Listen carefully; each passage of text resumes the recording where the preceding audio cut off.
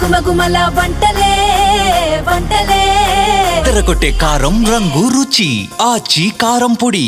Tech దిగ్గజం Amazon మరోసారి పెద్ద ఎత్తున ఉద్యోగులపై వేటు వేసేందుకు సిద్ధమైంది.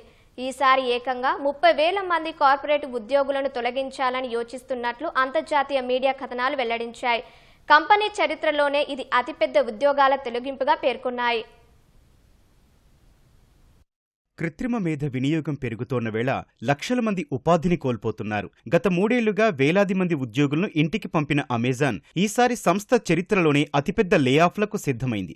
ఏకంగా 30,000 మందిని తొలగించనున్నట్లు అంతర్జాతీయ కథనాలు వెల్లడించాయి. అమెజాన్లో 3,50,000 మంది కార్పొరేట్ ఉద్యోగులు ఉండగా అందులో 10% తొలగించే అవకాశముందని సంస్థ వర్గాలు చెప్పినట్లు మీడియా కథనాలు పేర్కొన్నాయి. ఈ ప్రక్రియ ఇవాళే మొదలైనట్లు తెలుస్తోంది. తొలుత 1000 మందికి లేఆఫ్ నోటీసులు పంపనున్నట్లు తెలిసింది. కంపెనీ ఖర్చులను తగ్గించుకోవడంలో భాగంగా ఈ లేఆఫ్ల నిర్ణయం తీసుకుంది. అమెజాన్ 2 ఏళ్లుగా పరికరాలు, కమ్యూనికేషన్లు, పాడ్కాస్టింగ్ తో సహా ఇతర విభాగాల్లోని ఉద్యోగులను తగ్గిస్తూ వచ్చింది. 2022 నుంచి ఇప్పటి వరకు 27,000 మంది ఉద్యోగులను తొలగించింది. తాజా కోతల్లో కంపెనీలోని మానవ వనరులు, పరికరాలు, సేవల విభాగాలను లక్ష్యంగా చేసుకున్నట్లు తెలుస్తోంది. తొలగింపునకు సంబంధించి ఉద్యోగులను ఎలా సంప్రదించాలనే అంశంపై ఆయా విభాగాల నిర్వాహకులకు కంపెనీ ప్రత్యేక శిక్షణ ఇచ్చింది. కోవిడ్ సమయంలో డిమాండ్ వల్ల చాలా మందిని నియమించుకున్నామని, ఇప్పుడు అవసరం లేని వారిని తొలగించనున్నట్లు సంస్థ ప్రతినిధులు తెలిపారు. ఇందుకు వారికి కొంత పరిహారాన్ని అమెజాన్ చెల్లిస్తుందని వివరించారు.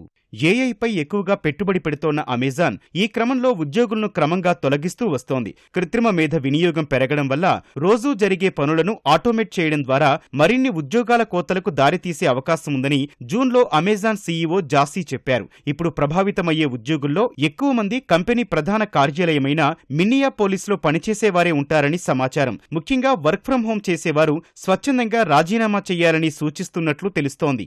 ఈ ఏడాది టెక్ కంపెనీల్లో లేఆఫ్లు చాలా ఎక్కువగా ఉన్నాయి. సుమారు 216 సంస్థలు 98,000 మందిని తొలగించినట్లు తెలుస్తుండగా 2024 నుంచి ఈ సంఖ్య 153,000గా ఉంది.